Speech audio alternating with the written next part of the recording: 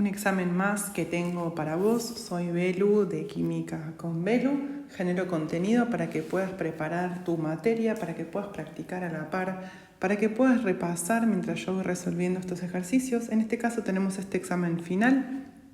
Es de la cátedra de Ricio, de la modalidad CBC, la modalidad presencial.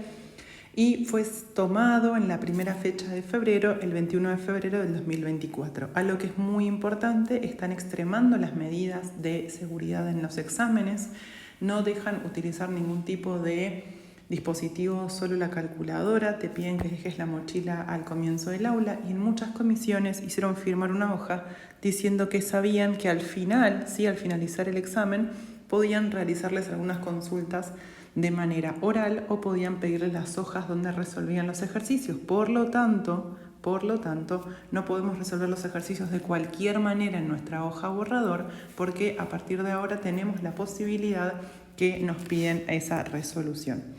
Tenemos entonces los 10 puntos. Hay alguno que se ve un poquito borroso. Yo fui intentando hacer lo mejor posible para poder tenerlo disponible para que lo puedas usar en el día de hoy y grabarlo así. El primer ejercicio nos dice la reacción de 80 gramos de un mineral que contiene sulfito de potasio con un 75% de pureza junto, o sea, estos 80 gramos del mineral junto con los 2 litros de solución acuosa con esta concentración van a producir esta cantidad de producto. Nos da la reacción química, nos pide que calculemos el rendimiento de la reacción y la cantidad del reactivo en exceso. Lo primero que yo hice, al igual que en todos los ejercicios que ya te vengo proponiendo, es armar nuestra tabla, nuestra base de datos con los datos teóricos que nosotros vamos a usar, donde lo que hacemos es planteamos las cantidades fijándonos justamente en los coeficientes estequiométricos y luego las masas, en los cuales lo que hago es busco la masa molar y la multiplico justamente por ese coeficiente estequiométrico. Después me dice a mí que tenemos para trabajar 80 gramos de un mineral que tiene un 75% de sulfito de sodio y si haces esa cuenta, yo lo que hago, lo que planteo siempre es decir, bueno, en 100 gramos del mineral nosotros tenemos 75 gramos de esta especie pura. En 80 gramos del mineral tengo X y esa X a mí me dio 60 gramos. Es decir que entonces yo acá voy a trabajar en realidad con 60 gramos del sulfito de potasio. Por otro lado, me plantean que tengo 2 litros de una solución que es 0,750 molar. También, igual que antes, este dato así como está no me sirve. Necesito, como digo, siempre traducirlo. Y lo que yo planteo es, bueno, si en 1 litro de solución tenemos 0,750 mol del soluto, en 2 litros en este caso tenemos X. Y eso a mí me da un valor de 1,50 mol. Esos son mis datos sumado a que yo sé que se obtiene, esto es lo real, 0,300 mol. Bueno, acá hay un engaño porque para poder calcular el rendimiento sí o sí voy a tener que poder buscar cuál es mi reactivo en exceso y mi reactivo limitante y capaz cuando yo tengo mi reactivo limitante puedo avanzar directamente con la cantidad del reactivo en exceso. Mucha gente se trabó acá, es solo poder pensar justamente del reactivo que está en exceso, cuánto me sobra, cuánto es lo que no uso. No era muy difícil, pero algunos como no están acostumbrados o solo estudiaron las preguntas que siempre se repiten, claro, quedaron ahí como medio a mitad de camino. Pero ojo, porque esto es algo que yo he dicho en muchos videos anteriores. Si te das cuenta que este tema no lo manejas, puedes usar la playlist de reacciones químicas o entras directamente desde la del segundo parcial y buscas el contenido. Bien, yo que hice entonces, planteo y digo, en 158 gramos de sulfito de potasio, yo necesito 2 mol de ácido nítrico. Ok, en 60 gramos de sulfito de potasio. ¿Cuánto es lo que yo voy a necesitar? ¿Sí? Es una pregunta hipotética que le estoy haciendo yo a la calculadora. Estoy buscando ver si ella me puede decir cuánto yo en realidad necesitaría. Yo ya sé que tengo 1,50 moles, pero quiero ver qué pasa con esto. Esos son los moles que yo voy a necesitar de ácido nítrico. ¿Qué es importante acá? Yo tengo esto, necesito esto. Por lo tanto, ¿qué es lo que va a sobrar? Bueno, la resta, desde ya. Esto es lo que necesito. Ya veo que entonces este es mi reactivo en exceso, puedo calcular de acá cuánto sobra y lo que también está bueno es que yo acá ya puedo decir entonces que este es el reactivo limitante y es con el que voy a hacer las cuentas. Aprovecho que tengo en la calculadora entonces este valor y hago 1,50 menos eso. ¿Y qué le digo yo a esta cuenta? Bueno, justamente que me dé esa resta que a mí me van a dar. ¿Qué es lo que me está diciendo? Me está diciendo cuánto me está sobrando. Y a mí lo que sobra, entonces dice 1,50 mol. Menos, le pongo asterisco para que sepas qué es esto, si no lo vuelvo a escribir, es igual el exceso, ¿sí? Lo que no uso.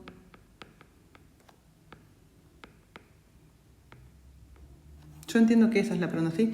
Calcular la cantidad del reactivo que está en exceso. Del reactivo que está en exceso, lo que no se usa justamente es esto, y a mí me da con 3 cifras significativas 0,740 mol porque me lo pide en cantidad. Eso por un lado. Vamos entonces ahora a buscar justamente cuál es el rendimiento. ¿Qué dato me dan a mí? Ahí me están dando el dato de lo que se obtiene. Cuando combinan estas dos sustancias se obtiene esto. Entonces lo que yo voy a decir es, bueno, a ver, con 158 gramos de sulfito de potasio, yo obtengo 1 mol de dióxido de azufre. Con 60 gramos de sulfito de potasio, ¿cuánto es que voy a necesitar? Y a mí esa cuenta me da 0,3792 mol. Y acá hay algo muy importante.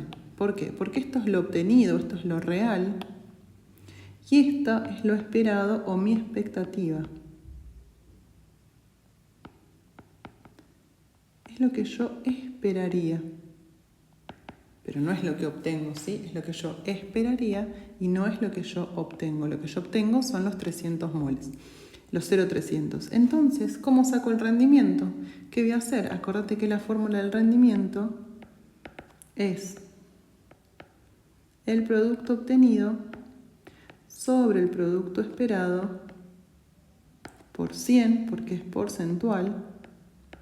O la otra posibilidad es, cuando yo espero esto, obtengo esto. Cuando espero 100, ¿cuánto obtengo? Y a mí esta cuenta me dio 79,1% el rendimiento porcentual. Acá hay algo terrible para mí en este ejercicio. Uno, que un ejercicio tiene 2 ítems, así que te lleva más tiempo. Y dos, que si los 2 puntos no están correctos, este ejercicio ya va a estar incorrecto y vos ya perdés 1 dentro de todo tu examen, ¿sí? Un problemón hay. Ejercicio 2. ¿Cuál de los siguientes compuestos contiene un grupo funcional carboxilo en su estructura? Bueno, fundamental, lo vengo diciendo en todos los videos, que necesitan saber de orgánica, sí o sí, grupos funcionales, familias, fuerzas intermoleculares, solubilidad, punto de fusión. Grupo carboxilo es esto y es la familia de los ácidos carboxílicos. Mirando esto, si sabías ese punto, ya está, ya sabemos que es este.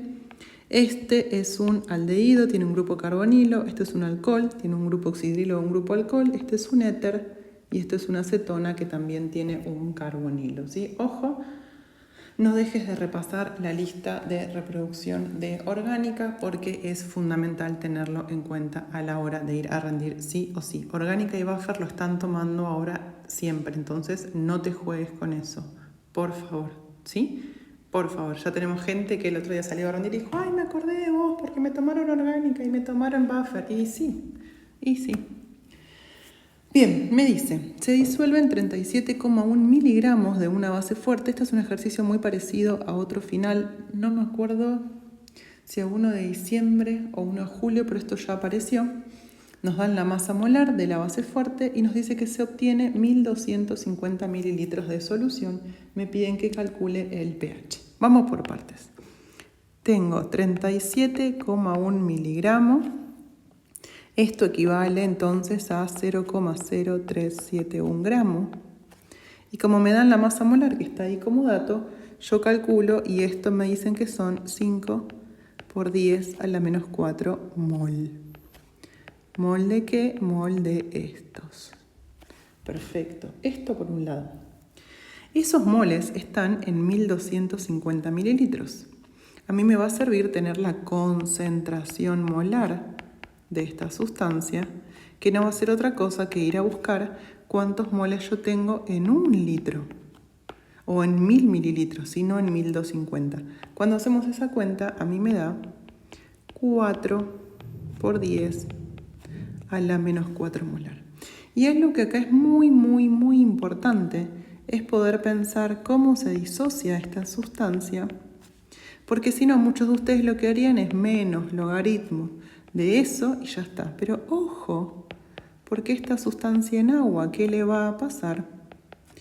Va a generar esto, 2 oxidrilos. Por lo tanto, si inicialmente esto es 4 por 10 a la menos 4 molar, en la situación final acá no hay nada, y del potasio tengo 4 por 10 a la menos 4 molar, pero de los oxidrilos tengo 8 por 10 a la menos 4 molar. De ahí entonces es que yo puedo plantear y decir, bueno, me pide el pOH. pOH no es otra cosa que el menos logaritmo de los oxidrilos. Entonces calculo esto, 2 decimales y me da 3,10. Si me pidiera el pH, no lo pide. Esta es mi respuesta. No me pide más nada. Si me pidiera el pH, lo que yo podría hacer ahora es decirle que pH más pOH es igual a 14.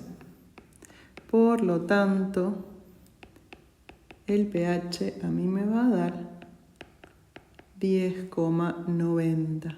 No te lo pide, pero si te lo pidiera, bueno, ahí lo tenés para calcular. Sí, importantísimo, de miligramos a gramos. De acá a acá, ¿qué pasó? Solo por si te perdiste por el camino, esto está en 1250 mililitros y esto está entonces en 1000 mililitros. Acordate, y concentración molar es esto. Después hicimos la disociación fundamental, esto nos queda el doble y desde acá fuimos a calcular el pOH. Dadas las siguientes sustancias, A, B, C y D, también un ejercicio súper esperable, ordenarlas en forma decreciente de sus puntos de fusión, justificar al dorso. Bueno, vamos a ver cosas importantes que tenemos acá. Yo las voy a escribir así para ver qué tenemos.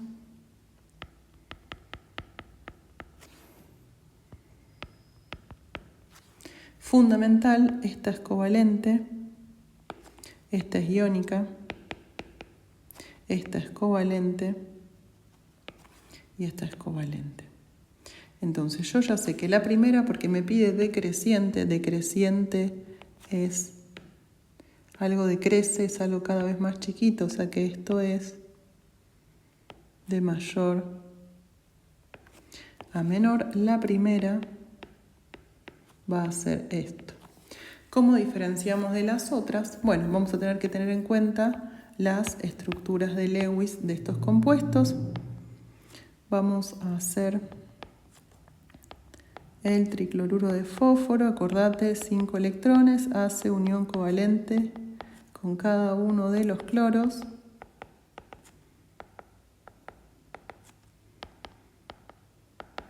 Entonces, Entonces tenemos geometría electrónica tetraédrico, sí, tengo 4 zonas, 1, 2, 3, 4. Geometría molecular va a ser piramidal, esta molécula es polar, por lo tanto entonces vamos a tener London y vamos a tener dipolo-dipolo. Por otro lado vamos a ver qué pasa con el silano, que es una excepción.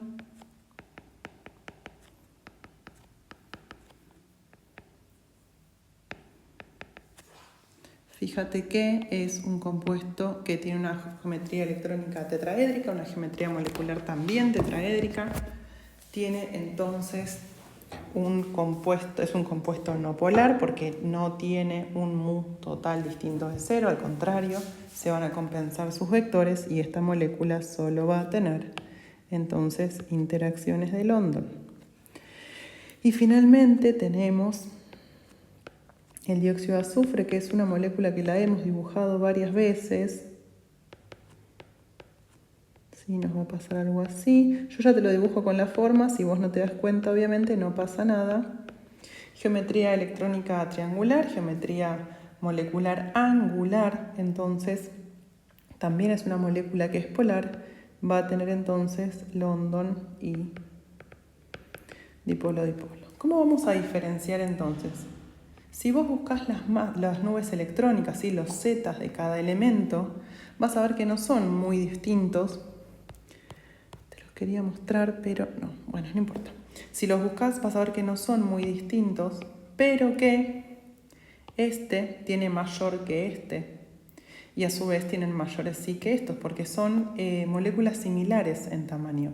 Entonces, ¿cómo nosotros vamos a poder diferenciar? Vamos a decir que al tener mayor nube electrónica, esta molécula es la que le va a continuar, porque vamos a decir que su London es más intensa, después vamos a tomar este y finalmente vamos a tener la que es no polar y es solo London. Si por ejemplo en vez de ser esta London fuera esta, que tenemos una gran diferencia con respecto a estos zetas, los podés chequear, lo podés verificar. Yo no tengo los datos acá y no quiero salir de esta pantalla para que no te quede a vos todo cortado. Bueno, sí, el yodo, por ejemplo, aparece en algunos exámenes, el yodo es un compuesto que a temperatura ambiente es sólido. Y eso es raro y eso es distinto, pero genera esas situaciones y nosotros tenemos que poder tenerlo en cuenta y tenemos que tener claro esa situación, ¿sí? Entonces, puntos de fusión, ¿cómo justificamos? Vos podés dar el tamaño de la nube electrónica de cada una, las podés calcular. Ojo que por más que esta tenga hidrógenos, no tiene puentes de hidrógeno ni enlaces de hidrógeno, como vos le digas, porque para que tenga eso tendríamos que tener el hidrógeno unido al flúor, al nitrógeno o al oxígeno, y en este caso eso no va a suceder. Ejercicio 5, lo otro que nosotros estábamos esperando sí o sí, que son... Bien, ¿qué vamos a tener en cuenta? Solución reguladora, esto es un buffer, entonces me está pidiendo a mí, Tuki, clave, sí, clave, esperamos un buffer, tenelo en cuenta, vos te van a tomar buffer, no dejes de estudiarlo, por favor, porque eso va a aparecer. Bien, ¿cómo lo vamos a plantear? Muy sencillo, algo clave, fíjate, este es el ácido, esta es la base. ¿Cómo te das cuenta? Porque tiene un protón de más. Este es el ácido, te está dando todos los datos. Y esto, fíjate que es el mismo, casi el mismo nombre, pero de sodio, así que esa es la base.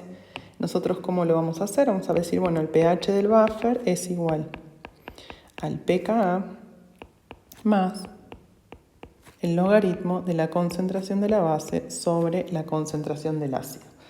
¿Cuál es nuestra incógnita? El pH. Facilísimo. Tengo esta constante, hago menos logaritmo de esto y saco entonces el pKa, perfecto, con esto, y a mí me dio 4,75 este pKa. Entonces, ¿qué hago? Reemplazo ahora y le digo a mi formulita, bueno, esto es igual a 4,75 más logaritmo de la base arriba, y ya tengo todo en concentración molar, si no tendría que tenerlo en cuenta, dividido la concentración del ácido, 0,600 molar. Si ves que no sabes nada de buffer, poné química con Belu, buffer, y vas a ver que es muy sencillo. Hay un video que armé como si nunca lo hubieras visto. Y algo importantísimo acá, ojo, porque no puedes hacer logaritmo de esto dividido esto. Tenés que hacer sí o sí todo en el paréntesis, si no te va a dar sencillamente cualquier cosa. Entonces, ¿qué hacemos? Insisto, logaritmo de paréntesis, esta división cerrás, le sumás 4,75 y a mí este pH me dio 4,84. Acordate siempre, 2 decimales para pH, aunque vos pierdas las 3 cifras significativas. Para pH no importa, lo que importan son los 2 decimales. Por ejemplo, acá. Nosotros acá yo te decía, la cuenta me pedía el pOH, pero si me pidiera el pH tengo esto y me salgo de las 3 cifras significativas y no importa. Ejercicio número 6.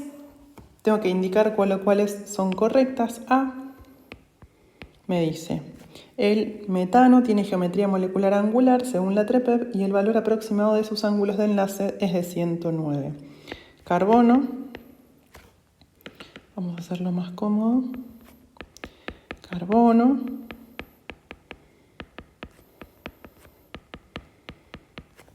¿qué me pasa? Geometría electrónica tetraédrica, ningún par de electrones libres. Geometría molecular también tetraédrica.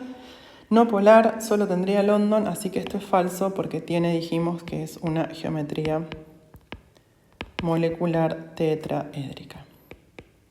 La B me dice, el sulfato de magnesio es una sustancia ternaria, si es real, metal, no metal, es ternaria, es una oxosal, si quisiéramos decirle, es un compuesto iónico, sí conduce la electricidad, pero ojo, porque lo hace fundido, o que es líquido, sí, o en solución. Ojo con esto, ojo con esto, ¿sí? Entonces esta no, esta tampoco.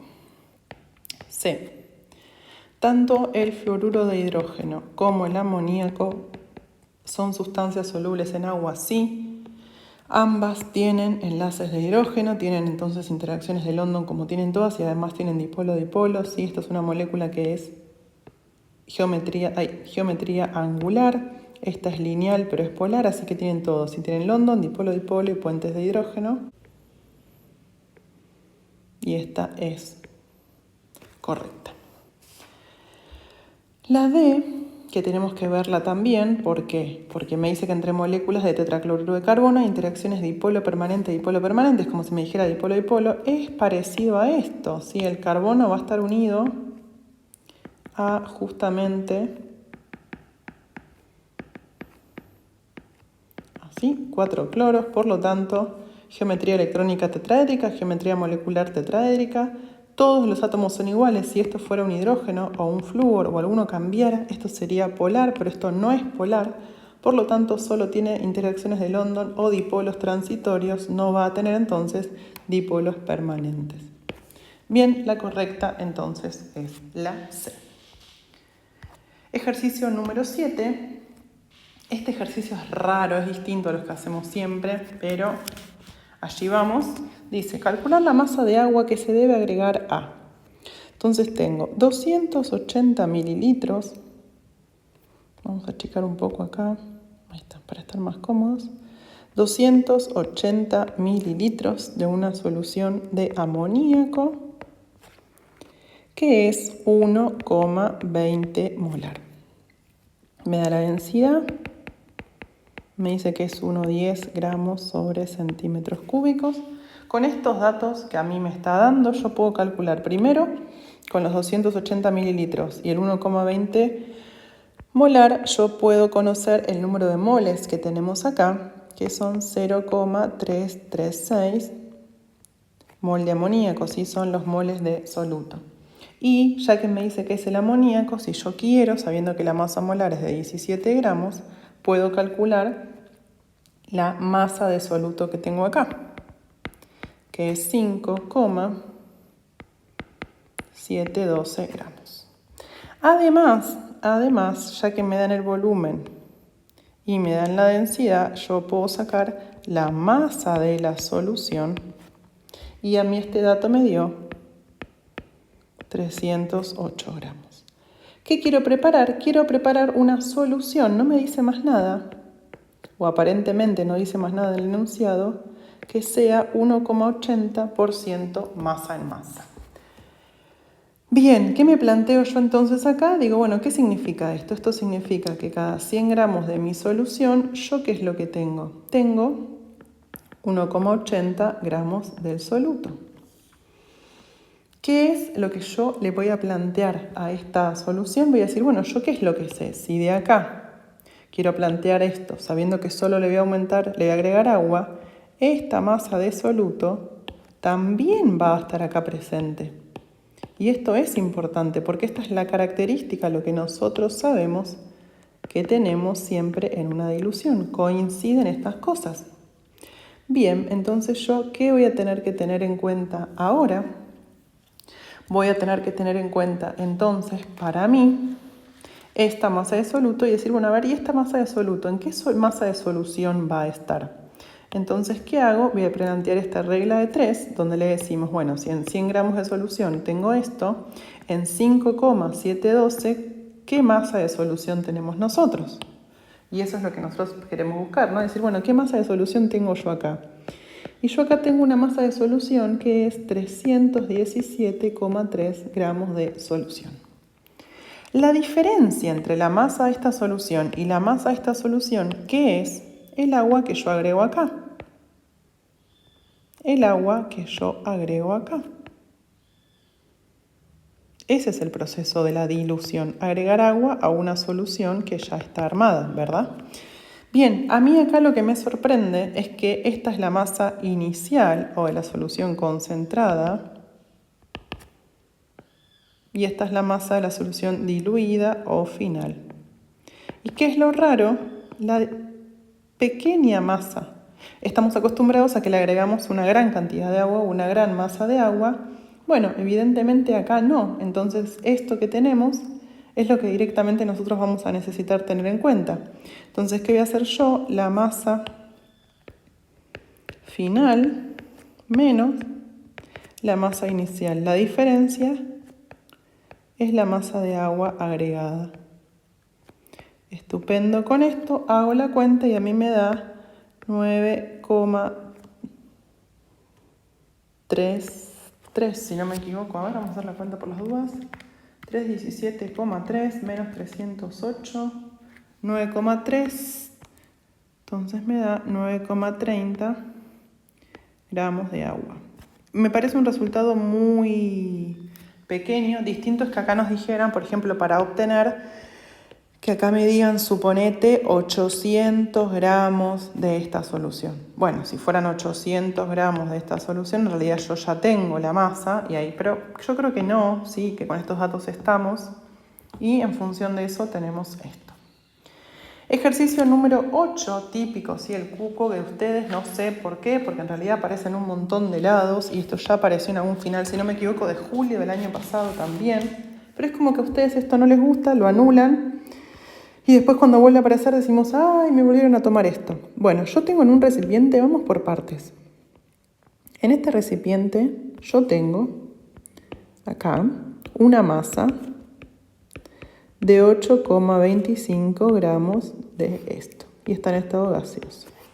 Me dicen que retiran, que sacan 3,45 por 10 a la 21 moléculas. Entonces vamos a poner, si lo saco, lo voy a restar porque lo estoy sacando. Y me piden que yo diga indicar la cantidad de átomos yo interpreté acá que decía oxígeno.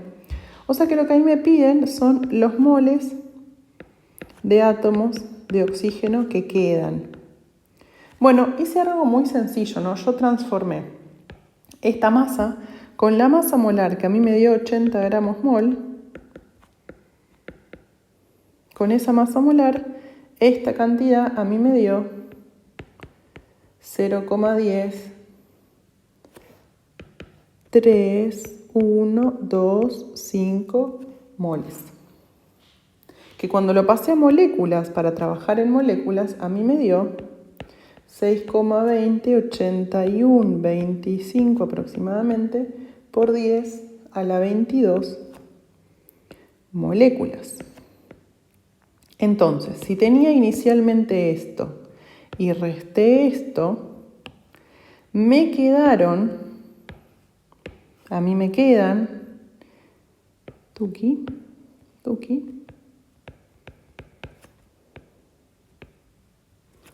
un valor que son 5,863125 por 10 a la 22 moléculas. Esto es lo que a mí me quedó, ¿sí? Esto es lo que a mí me quedó. Están los vecinos en obra full. Esto es lo que a mí me queda. Pero ¿qué es lo que yo tengo que tener en cuenta acá? Que una molécula de esta sustancia, ¿a qué equivale? Equivale a un átomo de azufre y a 3 átomos de oxígeno. Por lo tanto, para pasar a átomos, yo esto lo tendría que multiplicar por 3. Yo voy a decir, si a este número yo lo multiplico por 3, lo que yo obtengo acá es justamente el número de átomos de oxígeno, que a mí me da 1,758. Para que vos me puedas seguir con los números, lo ideal esto es ir haciéndolo todo en la calculadora sin hacer ninguna cuenta a mano desde ya. Y ahora estos son átomos de oxígeno, pero a mí me pide cantidad. Como me pide cantidad, me está diciendo implícitamente, che, respondeme en moles. Por eso nosotros vamos a buscar moles. Entonces, para buscar moles, ¿qué vamos a hacer nosotros acá? Vamos a ir sí o sí a dividirlo por el número de Avogadro, por los 6,02 exponente a la 23, y ahí vamos a buscar exactamente la cantidad de sustancia. Entonces lo dividimos por el número de Avogadro y yo lo que tengo presente entonces en el recipiente son 2,92 mol de átomos de oxígeno. Y esa es la respuesta justamente que me queda. Si estas son la cantidad de átomos, moles de átomos de oxígeno que queda en el recipiente. Anteúltimo ejercicio de cinética, muy sencillo, no te compliques acá la vida, es un tema que no podés dejar de saber porque son cortos y rápidos. Me dice que se determina experimentalmente, porque sí, siempre estas cosas son experimentalmente, es que cuando duplican, ¿sí? Aumentan la concentración, entonces me dicen que duplican la concentración del monóxido, ¿qué le pasa a la velocidad? Aumenta 4 veces. Y cuando duplican la concentración del cloro, ¿qué le pasa a la velocidad? Aumenta. Acá no se entendía mucho, asumimos que al doble por 2. Entonces, ¿qué tengo que tener en cuenta? ¿Qué órdenes son estos? Esto es de orden 2.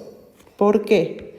Porque a mí me están diciendo que yo duplico la concentración y lo que estoy obteniendo es un aumento de la velocidad que es exponencial.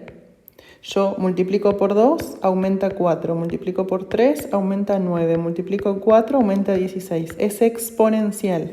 En cambio abajo, fíjate que multiplican la concentración por 2. ¿Qué le pasa a la velocidad? Es el mismo cambio. Sería lo mismo si me dicen que disminuyen la concentración de cloro a la mitad y disminuye la velocidad a la mitad, ¿sí? Esto sería entonces orden 1. No me lo pregunta, si me lo pidiera, yo le diría que el orden global es igual a 3. Lo que me pide es la expresión, ¿sí? ¿Cuál representa la expresión de la ley de la velocidad? Bueno, yo tengo que tener en cuenta, mirando esta ecuación, va la velocidad, la constante, la concentración del monóxido elevado al cuadrado por la concentración del cloro. ¿Sí? Acordate que siempre decimos esto elevado a la x, esto elevado a la y, ¿cuánto me da? Y esa es la expresión. Yo la puedo escribir así, o también vamos a tener que buscar si la A, fíjate que no es, la B sí, coincide con esto, la C no es y la D tampoco. Así que la respuesta correcta acá es la B. Último ejercicio también, súper esperable esto, ¿sí? Súper esperable. A tener en cuenta, no olvidarnos nunca, sí o sí. Sistemas materiales. ¿Qué me dice? Que la aleación de titanio de grado 5 es la más utilizada. Representa el 50% del uso total del titanio, todo esto a nadie le importa. Nos dice la composición química, ¿sí? O sea, me habla de que es una aleación, un sistema homogéneo, acordate, que está formado por 6% de aluminio, 4% de vanadio, 0,25% de hierro, 0,2% de oxígeno y el resto de titanio. ¿Cómo sacamos el resto primero? Sabemos que la sumatoria de todo nos tiene que dar 100, así que yo hice 100 menos todo esto y me dio 89,55%. Esto que a mí me están dando acá no es otra cosa que la composición centesimal de esta aleación, ¿sí? Es un sistema que está formado por todo esto. ¿Qué me dicen ahora? Se desea preparar 42,3 gramos de esta aleación, calcular la masa de titanio necesaria y acá, ojo, porque todos van a ir a buscar y a trabajar con porcentaje en la regla de 3 y eso está muy mal. Y si a vos te piden las hojas o te preguntan cómo lo hiciste, vos no podés plantear eso. ¿Cómo lo vamos a plantear? Vamos a plantear que en 100 gramos de la aleación, ¿cuánto tengo yo de titanio? 89,55 gramos de titanio, es lo que me dice acá. Eso es lo que significa esto. Acá me está diciendo que cada 100 gramos de la aleación tengo 6 de aluminio, cada 100 tengo 4, eso significa 4%, 4 de 100. Bueno, ¿y yo cuánto quiero preparar de aleación? Me están diciendo a mí 42,3 gramos de esta aleación. Por lo tanto, esta masa que me dé a mí acá, a mí me dio 37,9 gramos, es la masa de titanio necesaria. Algo importante que lo decimos siempre, pero lo traigo otra vez, cuando hacemos las reglas de 3, ¿sí? En la misma columna tiene que darme a mí sí o sí las mismas unidades. Bien, soy Belu de Química con Belu. Si necesitas repasar, tenés videos, sabes, acá en el canal. Hay otros exámenes que podés revisar para poder tener en cuenta distintos tipos de ejercicios. Yo te pido que lo comentes, aunque sea un emoji, que le des me gusta, que lo compartas, porque así YouTube sigue difundiendo mi contenido y yo puedo seguir trabajando y generando este material gratuito que es para vos.